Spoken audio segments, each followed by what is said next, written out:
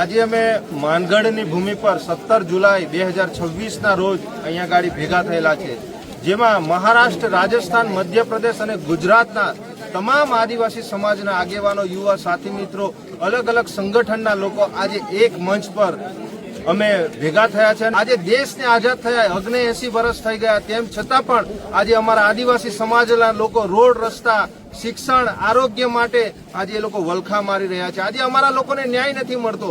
આજે અમારા લોકો જે ખેતીની જમીન જે લોકો જંગલોમાં ખેડી રહ્યા છે, આજે તેવા લોકોને એનકાઉન્ટર કરી દેવામાં આવે છે, નક્સલીઓ જાહેર કરવામાં આવે છે, ખોટા કેસો કરવામાં આવે છે, એફઆઈઆરો કરી અને અમારા આગેવાનો હોય, ધારાસભ્ય શ્રી ચૈતરભાઈ વસાવા હોય, એવા લોકોને આજે ખોટા કેસો કરી આજે એમને જેલમાં મૂકવામાં આવે છે, અમારો અવાજ દબાવવામાં આવે છે. પણ મિત્રો, આજે અમારો તમામ આદિવાસી સમાજ આજે જાગી ગયો છે અને અમારા હક અને અધિકાર માટે અવાજ ઉઠાવે છે.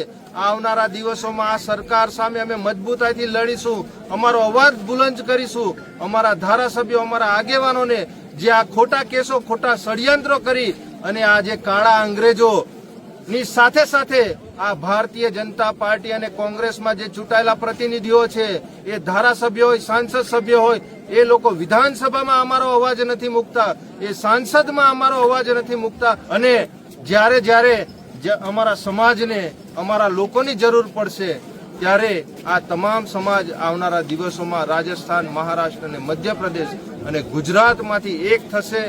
અને જેવી રીતે ગોરા અંગ્રેજો અમારી પર રાજ કરતા હતા, એવી રીતે અમારા જ આદિવાસી સમાજમાંથી ઘણા નેતાઓ છૂટાઈ અને આ ભારતીય જનતા પાર્ટીમાં પોતાના સ્વાર્થના એ લોકો રોટલા શેકી રહ્યા છે. એ આવનારા દિવસોમાં અમે નહીં થવા દઈએ.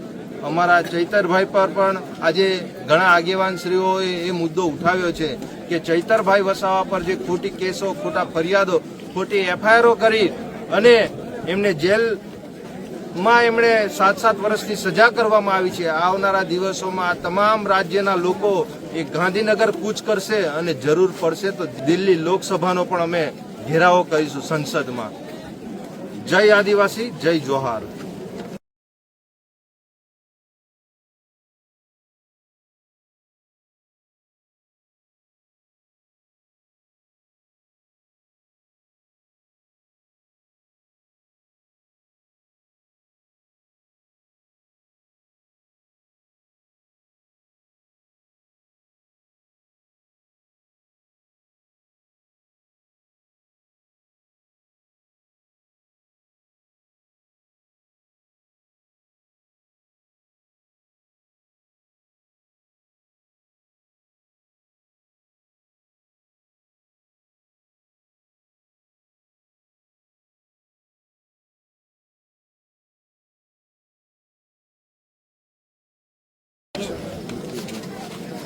આજે અમે માનગઢની ભૂમિ પર 17 જુલાઈ 2026ના રોજ અહીંયા ગાડી ભેગા થયેલા છે, જેમાં મહારાષ્ટ્ર, રાજસ્થાન, મધ્યપ્રદેશ અને ગુજરાતના તમામ આદિવાસી સમાજના આગેવાનો, યુવા સાથી મિત્રો, અલગ અલગ સંગઠનના લોકો આજે એક મંચ પર અમે ભેગા થયા છે. આજે દેશને આઝાદ થયા 79 વર્ષ થઈ ગયા, તેમ છતાં પણ આજે અમારા આદિવાસી સમાજના લોકો રોડ, રસ્તા, શિક્ષણ, આરોગ્ય માટે આજે એ લોકો વલખા મારી રહ્યા છે. આજે અમારા લોકોને ન્યાય નથી મળતો. આજે અમારા લોકો જે ખેતીની જમીન જે લોકો જંગલોમાં ખેડી રહ્યા છે, આજે તેવા લોકોને એનકાઉન્ટર કરી દેવામાં આવે છે, નક્સલીઓ જાહેર કરવામાં આવે છે, ખોટા કેસો કરવામાં આવે છે, એફઆઈઆરો કરી અને અમારા આગેવાનો હોય, ધારાસભ્ય શ્રી ચૈતરભાઈ વસાવા હોય, એવા લોકોને આજે ખોટા કેસો કરી આજે એમને જેલમાં મૂકવામાં આવે છે, અમારો અવાજ દબાવવામાં આવે છે. પણ મિત્રો, આજે અમારો તમામ આદિવાસી સમાજ આજે જાગી ગયો છે અને અમારા હક અને અધિકાર માટે અવાજ ઉઠાવે છે.